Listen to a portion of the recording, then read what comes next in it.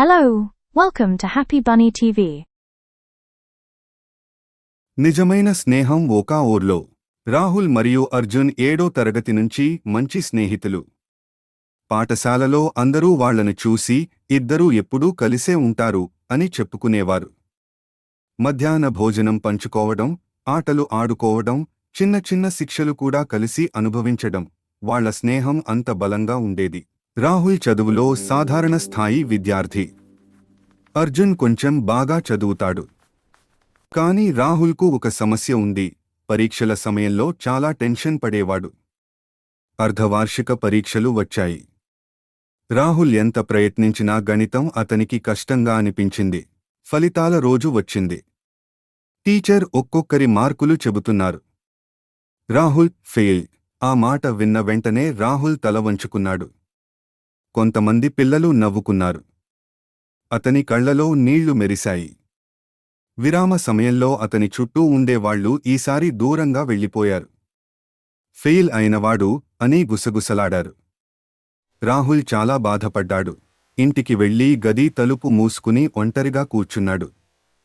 నాకు గణితం రాదు, నేను పనికిరానివాడిని అని అనుకున్నాడు. సాయంత్రం డోర్ బెల్ మోగింది. అర్జున్ వచ్చాడు. రా, బయటికి వెళ్దాం అని సాదాసీదాగా అన్నాడు. నేను ఫెయిల్ అయ్యాను. నాతో తిరగడం నీకు సిగ్గు కాదా అని రాహుల్ అడిగాడు. అర్జున్ అతని భుజంపై చెయ్యి వేసి, విజయం సమయంలో అందరూ ఉంటారు, ఓటమి సమయంలో నీతో ఉండేవాడే నిజమైన స్నేహితుడు అని చెప్పాడు. అప్పటినుంచి అర్జున్ ఒక ప్లాన్ పెట్టుకున్నాడు. ప్రతిరోజూ పాఠశాల తర్వాత 1 గంట గణితం చదివేవారు. ప్రశ్నలను సులభంగా అర్థమయ్యేలా విడగొట్టి వివరించేవాడు. కొన్నిసార్లు రాహుల్ నిరాశతో పుస్తకం మూసేసేవాడు. నాకు రాదు అని కోపంగా అన్నాడు. అర్జున్ మాత్రం ప్రశాంతంగా, రాదు కాదు, ఇంకాస్త సాధన అవసరం అని ధైర్యం చెప్పాడు. పునః పరీక్ష రోజు వచ్చింది. రాహుల్ ధైర్యంగా పరీక్ష రాశాడు. ఈసారి ప్రశ్నలు అతనికి స్పష్టంగా అర్థమయ్యాయి. నమ్మకంతో సమాధానాలు రాశాడు. మళ్లీ ఫలితాల రోజు. రాహుల్ పాస్. అర్జున్ నవ్వుతూ, రేపు నేను పడిపోతే నువ్వు నన్ను లేపాలి. అదే స్నేహం అని చెప్పాడు. ఆ రోజు రాహుల్ ఒక గొప్ప పాఠం నేర్చుకున్నాడు.